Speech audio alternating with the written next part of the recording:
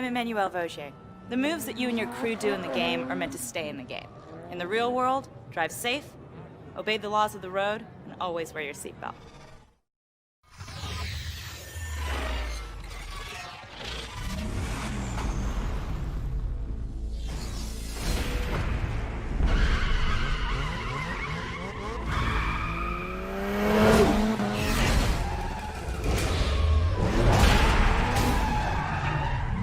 Didn't expect you to show your face again. Things have changed around here. This place is a battleground now. Tuners, muscles, exotics. Crews fighting for territory in the city. And it all gets settled in the canyon. But you'd never survive.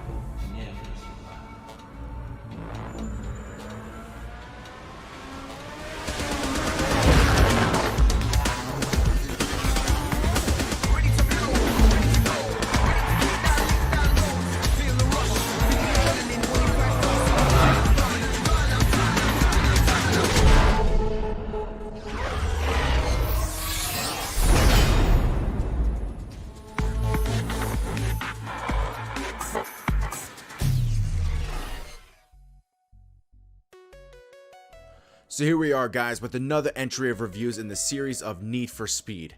After this, I will be taking a bit of a break from the Need for Speed franchise and work on some other games to review, so just keep that in mind. I've been really looking forward to reviewing this title because it is honestly my favorite out of the entire franchise. Now, objectively speaking, I do believe that Most Wanted is a much better put together game, but I just enjoy Carbon more. So let's get into it. The game takes place immediately after Need for Speed Most Wanted, with your escape from Rockport and going back to the city you left before you made a name for yourself on the blacklist, Palmont City. Cross from the last game catches up with you and totals your car. Man, you know, I would really like to spend more time with the M3 GTR before taking it away from me all the time. The game continues its cutscenes with the live action green screen. They even add looks of the racers in their cars from time to time in other scenes. They look a bit weird, but you know, I'll take it. The game takes place at night this time in exchange for the daytime city that was Rockport and Most Wanted. I really do like the change in tone of Most Wanted with the daytime feel for it, but I do feel right at home with racing at night. The city landscape is very colorful with a lot of neon sticking out and giving it character. The roadmap actually feels very similar to Olympic City from the first Underground, which is always great because I love those tracks from Underground. Speaking of tracks, they added downhill racing, which is referred to as the canyons.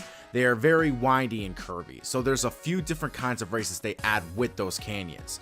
First is bringing back drifting, which was absent in Most Wanted, but it was to exchange out drag racing for in Carbon, which thank God, because I always hated drag racing in Need for Speed up until we get to Pro Street.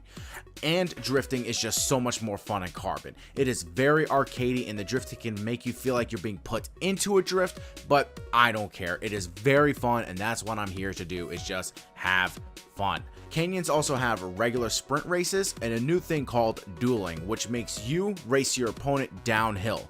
However, there is a twist. The opponent will start first in front of you and you must stay as close to him as possible to rack up as many points during the race. The next round will have them following you, and the points that you earned from the previous round will deplete depending on how close they are to you. If your points end up being completely depleted before you cross the finish line, then you will lose the challenge. I really like this mode because it's just new and different. They took out lap knockouts again, which I just find funny at this point because they just keep removing it for some reason every other entry. Can't have a racing game without the normal sprint and circuit races. They have checkpoint races, which is just time trials that are the same thing as toll booths for Most Wanted. The variety of races in this game are pretty good. The biggest thing I took away from playing this game is that I beat it so fast. It is without a doubt the shortest Need for Speed I've ever played, which isn't a bad thing essentially because the story was there the entire time, which I kept wanting from Need for Speed every time they wanted to tell a compelling story. You had constant cutscenes every other few batches of races and they were good. It kept me engaged to keep playing, which is what I want. So the essence of the story is that you must take back the territory that has been overrun by other crews. As soon as you start taking up all of their territory, they will then challenge you to a race.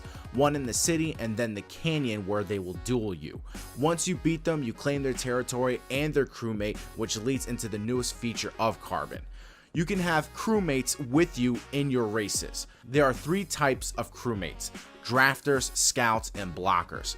Drafters will allow you to drive behind them so you can gain a lot of speed and rocket past them to gain the lead in the race. Scouts will be looking for shortcuts in the race to help you cut some corners so you can win. Scouts are pretty damn useless in my mind because I can find these shortcuts on my own, honestly. Blockers, once activated, can race dirty and hit other opponents to throw them off the track. I don't like racing dirty, but seeing how it's in the game, I find them to be the most useful. The most interesting thing that I found that if your crewmates end up finishing the race before you, you can still win the race technically. I find that pretty cool. It saves you from having to restart the race all the time. The biggest thing I dislike about this game, however, is when you're winning a race, you can earn rewards like new performance parts, paints, or vinyls for your ride. Now this is cool, but you can only earn them once. So whenever you get a new ride, you have to try and find a way to earn those parts again. I wish that you can just unlock the parts for your ride once and have them available to you whenever you get a new ride. I hate that it makes you earn them again. The car selection is more or less the same as Most Wanted, except for the inclusion of muscle cars, which adds a new dynamic to the racing, which is awesome. The customization is a lot more intuitive and add more from what was missing in Most Wanted. You can do a lot more to your car that makes sense compared to what was going on in Underground 2, which I found a lot to be useless in that game. You can also do all this in your warehouse, by the way. The only thing that you can actually have to drive to in the game to a different location is the car lot, which makes sense. You can actually fast travel to every event without having to drive everywhere now, just like Most Wanted. Except in Most Wanted, they made you drive to the car lot and performance shop. In Carbon, you can jump around anywhere, and I don't mind that, to be honest. Another feature that comes back from Most Wanted is the cop chases. Now, the cop chases are still very fun, however, they take a huge back seat in this game. Despite the cops that you come across in the middle of races, if you are careful enough, you don't actually have to come across them or make contact with them at any point of the game besides, in the middle of a race. The cops was the biggest appeal to Most Wanted, and they just took a huge back seat in Carbon. They also don't make it mandatory to complete the story mode. I wish they could have done a little bit more with the cops, but honestly, it's not that big of a deal for me.